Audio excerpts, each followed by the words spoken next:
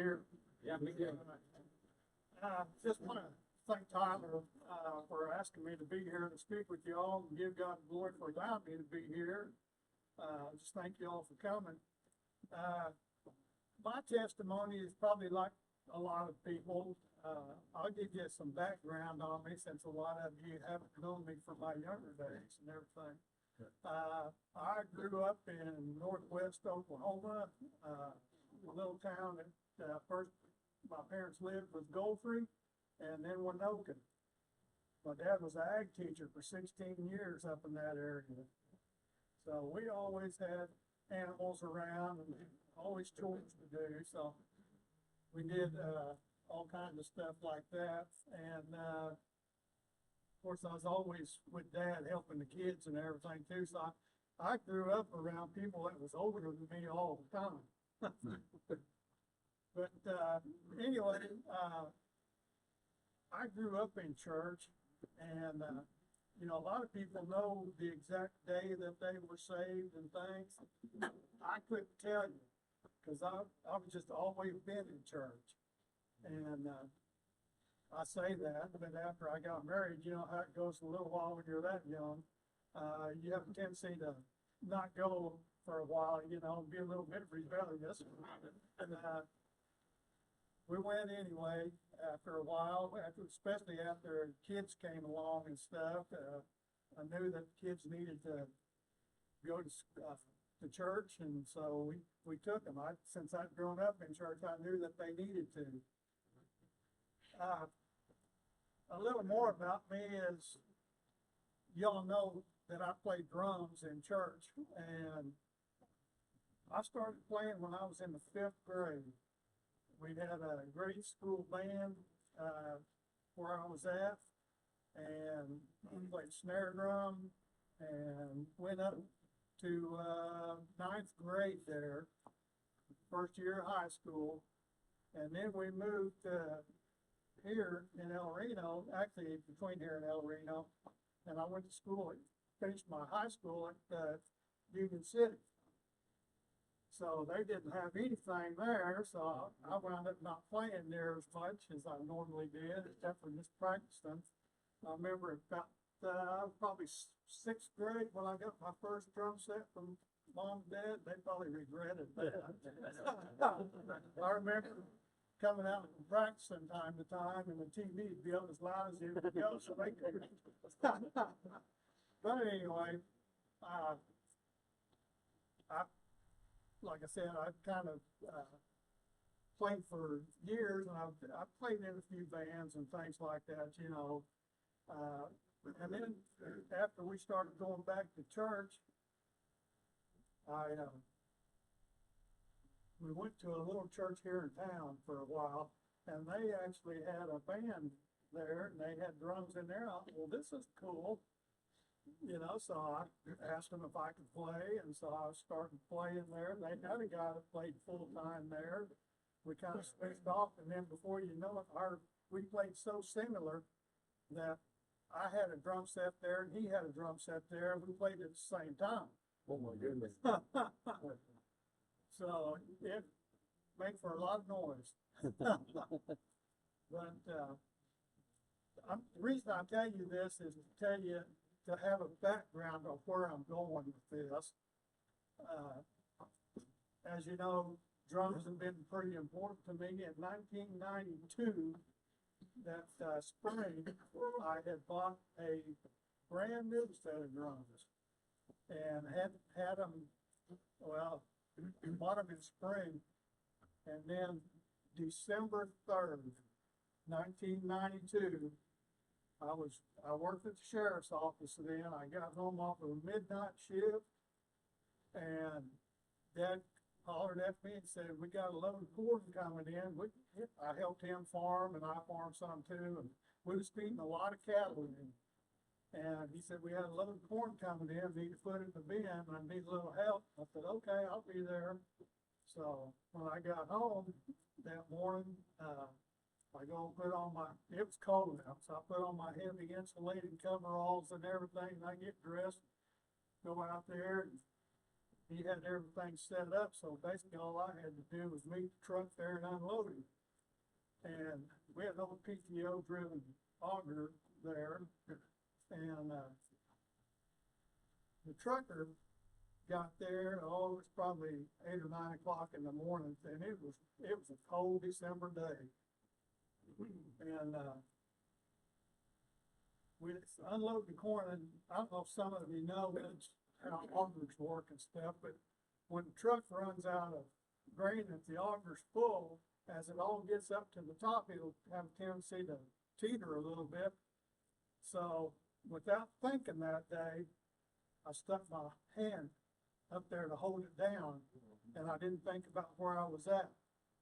And I stuck it under the PTO shaft going up the auger, and I put it right there by the gearbox when I did it. And the shear pin caught the cup of my coveralls. And it happened so fast I can't even explain it to you. It left a scar from here to here on my arm. When it got finished, when it stopped, it actually broke the shear pin. God blessed me in that respect. It broke, it didn't break my arm. It didn't break the main artery in the arm. It just kind of chewed it up a little bit, you know. And, anyway, the shear pin broke on it, and it stopped. And I'm sitting there looking at this, trying to figure out, I can't pull my arm out, because the only thing I got on is my blue jeans, my shirt, my coveralls, and everything's wrapped around this shaft. And I can't get enough room to get my arm out, because it's, you know, down in my arm. But, anyway, you know, I was hollering during that time too, you know. The truck driver was there, and he went and got Dad. Dad was just over in the barn there doing some stuff. And, anyway, I'm sitting there trying to figure out how I would get out of it and everything. And I told Dad, I said, when he got there, I said, go get a cut torch so we can cut this shaft into it and I can get my arm out, you know. And, so he's going to do that. And in the meantime, I'm just standing there in the cold. I didn't even notice the cold. And my arm didn't hurt at all. I mean, God was good. Because what it done is it cut the nerve in there. When it did, it didn't hurt at all. But, anyway, we went on about before Dad got there with the cutting torch, the fire department showed up. Mom had called the fire department. And, anyway, they used the jaws, you know how they do, and spread it apart, and I got out and everything. And it was, the Lord was so good with that cold weather and stuff. I mean, everything God did it was Him. Because, I didn't bleed a cup of blood. And I had skin off from up here, just hanging down here. It was all gone here. Part of my muscle in my arm here is gone. And, we got more loads of corn from the same company after that and stuff. That truck driver never would come back.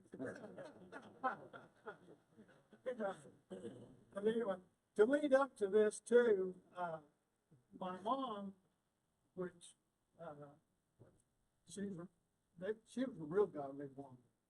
And I thank her for the upbringing that she taught me and everything, and Dad too. But, Mom had came out about a month or so before this happened, and she said that, she was in prayer and God had told her that something was going to happen. She didn't know what it was, but that we needed to pray. And we started praying, you know, and my wife and I, we're young men, and just kind of like, you know, it's Mom.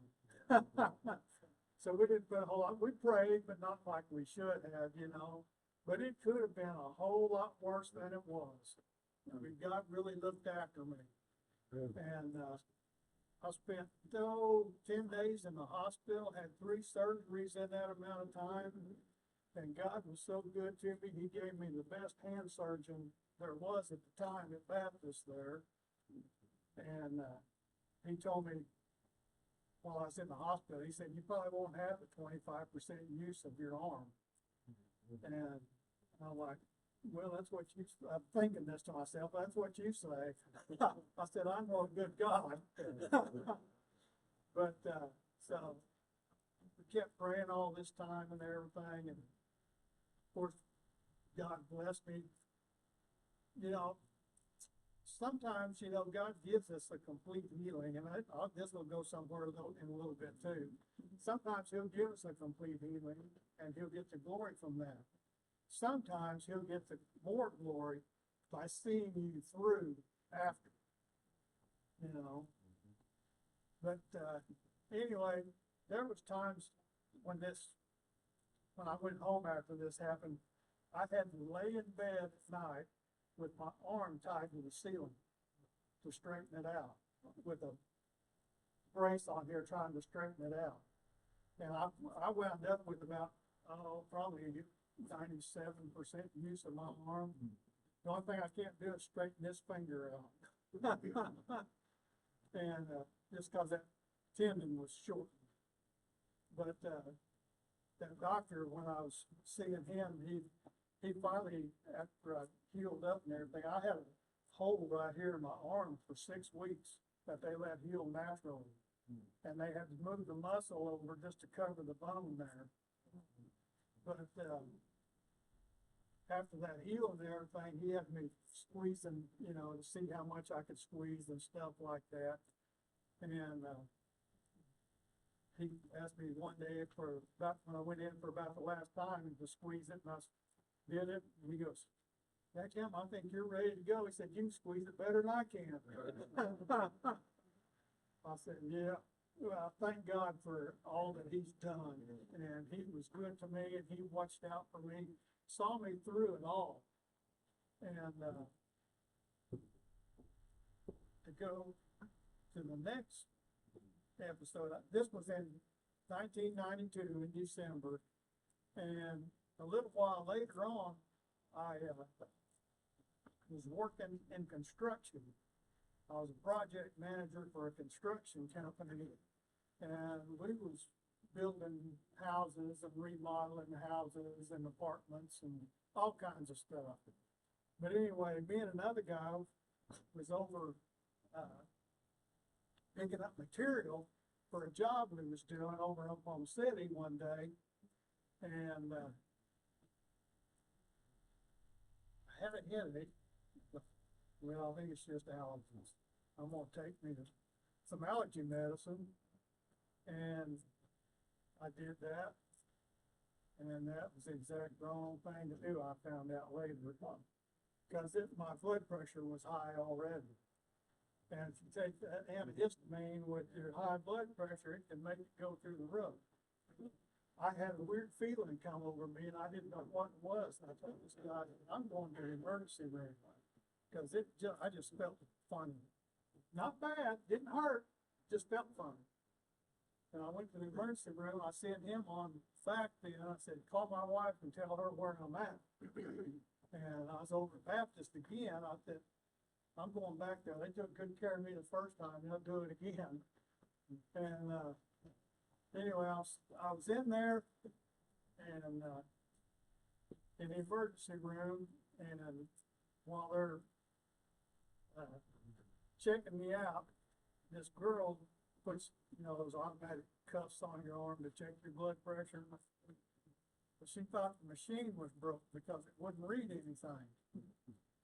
And before she got it taken, God had already put it in me that everything's going to be okay. And well, thank you, Lord. I appreciate that, because I didn't know what was going on. But anyway, she decided to check my blood pressure normally, and she did it by hand, and it was like 320 over 200, which is more than stroke level. And it was kind of funny, my wife showed up there and I looked at her, I said, God told me it's gonna be okay. And the look on those nurses' faces, they're like, yeah, right.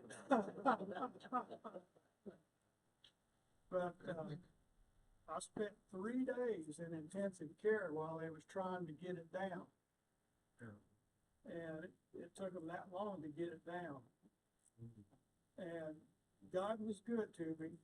He saw me through the whole thing. And of course, my wife, she was always reading with me, and we'd listen to Christian music, and we would pray together. And we did all this even the first time when I hurt my arm when I was in the hospital. Another, just a little side about my arm deal in the hospital. They did a skin graft on here, so they took skin off my thigh down here to put there. And the doctor told the nurse to change my bandage, this one. She went in and ripped this one off, and you don't do that. I could have killed that nurse that But we made it through it, and anyway, after all those 3 days in intensive care, they moved me to a regular room after it went down, and I stayed in there for a couple more days.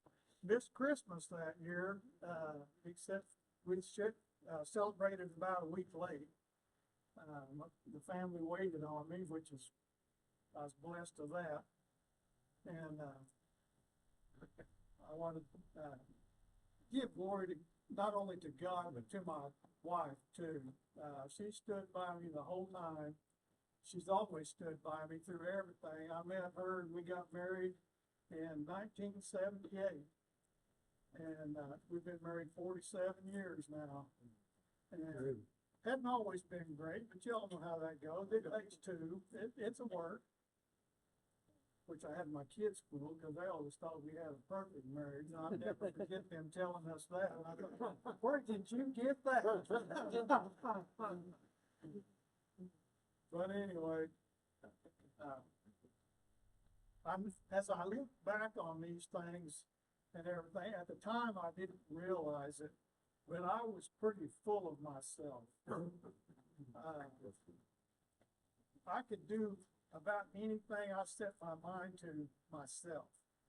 I didn't want nobody helping me, and I could just take care of anything just about by myself.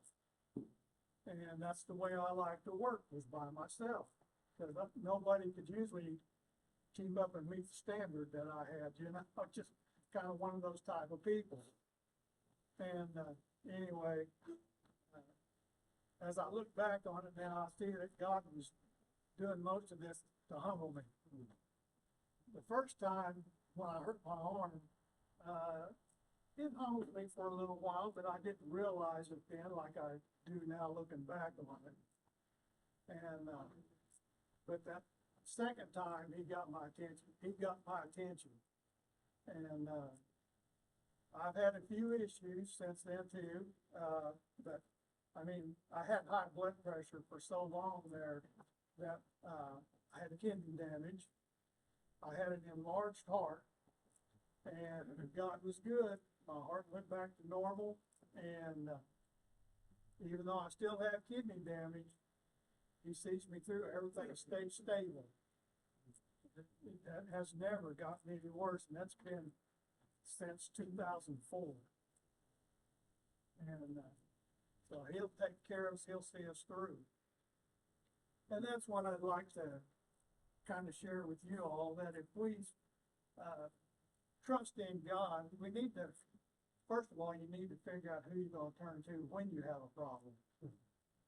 And instead of saying, why me, you know, why did this happen? We need to ask, Lord, what do you want me to learn from this? And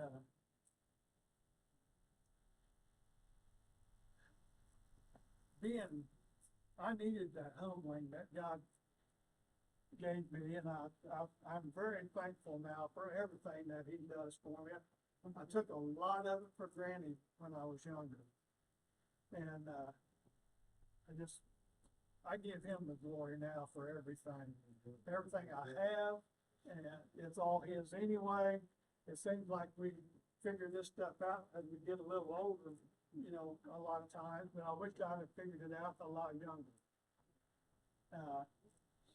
But anyway, I'd just like to ask, that y'all would just remember to be thankful for what you have in every situation. And if you run across anything in tribulation, say, God, what do you want me to learn from this? Instead of saying, why, Lord, why didn't you? God didn't do it. He may have allowed it, but he didn't do it. God's the giver of good gifts. And we know who causes all of our trouble. But anyway, that's basically my testimony in a short version. You're back to playing the drums though. Yeah. Yeah. And when in '92, I thought I was going to lose it. Yeah. I thought, the enemy was trying to take it away from me. He tried, but he didn't succeed. Because I'm still doing it. I've been playing in church now for over 35 years. Yeah. And still going at it. Here I am, 67, and still playing. So, just like to thank you all for being here too, and for coming. I've enjoyed it. I hope it helped y'all a little bit. There was a book, a little mini book by a pastor. Well, he wasn't really a pastor. He's a teacher more than he was a pastor. His name was Charles Capps. I don't know if some of you have heard of him or not. He's still on the radio, even though he's passed away. They still play his stuff on the radio. He's an excellent teacher. What I liked about him is he was a farmer, and he put stuff in layman's terms that anybody could understand, the way I thought. And he had a book out back then called God's Creative Power for Healing. And I read this book. It's got about a 10-page prayer for your entire body in that book, besides telling you all the scriptures and what, and everything that he's got it all from. It's got scriptures with each little paragraph of prayer. If y'all would like a copy, I brought copies. There's back here on the table, and they're free. Just take one if you want it. If I don't have enough, I'll get more, and I'll have them here next time. But I'd like to thank you all. Appreciate everything.